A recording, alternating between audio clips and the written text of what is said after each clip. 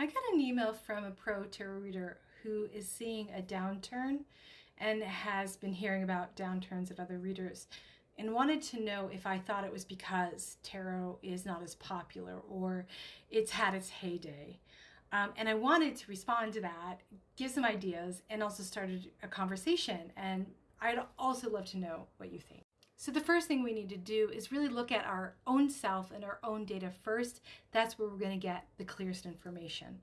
So the first thing I would do on a downturn is ask myself, am I continuing to market myself in a cohesive way, in a reliable way, or am I kind of ad hoc, or have I been coasting along? That would be the first thing I would look at. The second thing is really capture the data. What percentage of first-time clients are returning, and typically how often do they return? If you don't have that data, you should definitely be doing something where you're capturing that data, because that's really important. That's really telling you truly where the rubber meets the road. Because if you're not getting a lot of clients returning, there's something that you need to be looking at as to why. The other thing you'd want to also capture the data on is, are your clients referring you to other people? Are you getting that free word of mouth game? And if you're not, try to figure out why. But you can also incentivize that referral process, and you can also incentivize people to return. So these are the first few things I would look at. And then finally, am I offering sessions to my clients' convenience, and am I doing it through platforms and modalities that work with them in times that they're going to be available? Or am I just doing what I want, but it may not necessarily work for them? If everything looks great with that and it all looks amazing, then we definitely want to look at the general marketing trends. And we can see that by, what do most people come get readings for? If you're seeing a huge uptick in financial issues or work-related issues or job more than you ever have before, that could be an indicator. If you do corporate bookings, you would look at, are they still booking for events? They're just not hiring me, but another tarot reader? Or are they hiring no tarot readers, but another like fun modality? That would be something I would look at and try to get information on. And then financially, just how are people spending overall? Are people getting just readings in general, whether that be tarot or something else? And this is where your networking with your friends really comes in, especially if they're not just in tarot, but they are in complementary and adjacent services, because they may be having a downturn too. And if that's the case, you might have answered your question. But the thing about the cyclical nature and popularity of tarot, as with all things, does ebb and flow. It seems like tarot is on kind of like this 20-year cycle, and it is cyclical. We've had a heyday, but no modality can remain insanely popular forever.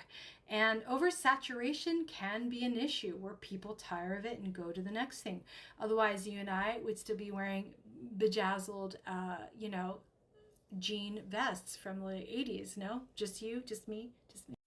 And we can understand that by looking at the data of how many books are being published and sold in tarot, how many tarot decks are being created and sold, and also how, what are the classes situation like. But even that doesn't quite give you the full picture, because an interest in learning tarot does overlap with clients, but it's not a perfect circle. Most of my clients don't read tarot at all. So whether tarot is popular or not, they don't know. They're not really steeped in that. If anything, the popularity of tarot has brought really cool clients more than ever before to my table. People that read tarot, but they understand when they're too close to something and they need a professional, objective opinion. I would say now more than ever, most of my clients at least have one tarot deck. And that was not the case when I started in 2012. And that has not impacted my work. In fact, what it has done is it has made people more loyal to tarot as a modality that helps them. It becomes something that they really return to and something that they personally love. So even if people learn tarot and are reading more tarot than ever before, that doesn't seem to impact them knowing when they need to kind of get an objective viewpoint. So I don't really think that's the issue. And the thing is that what does drive people to get a reading? Well, it's about the human condition, isn't it?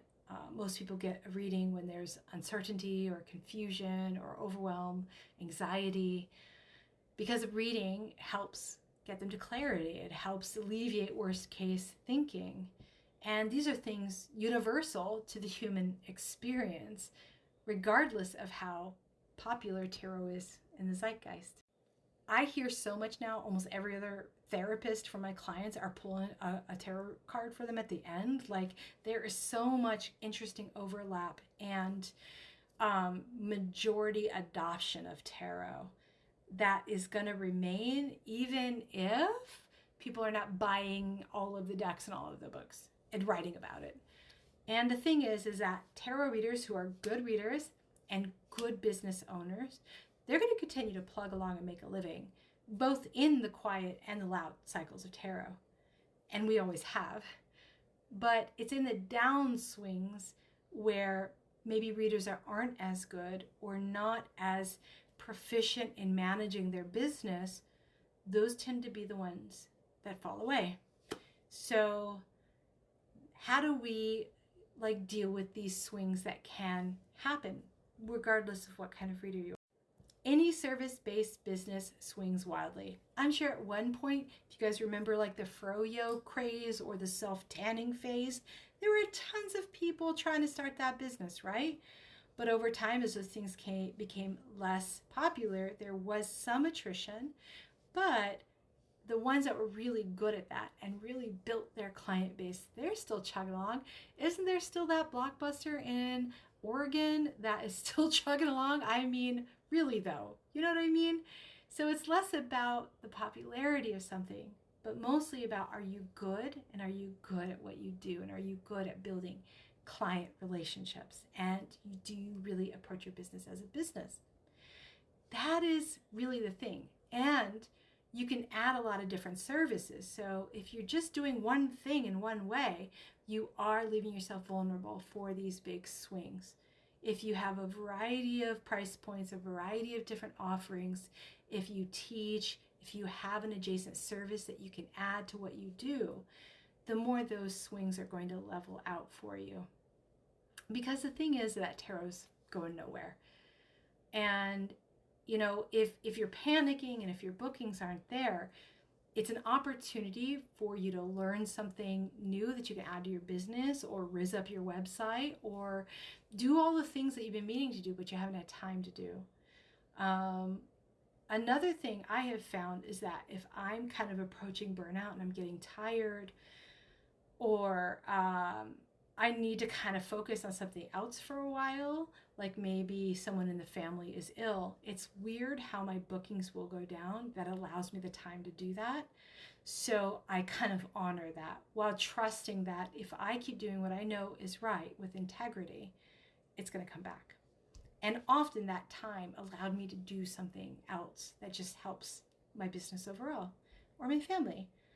So finally, the piece I want to say is, if you cannot handle these natural swings, these natural economic swings, and if you go a week or two without readings, and is that going to bankrupt you, then this is really an opportunity for you to create a new relationship to your financial life.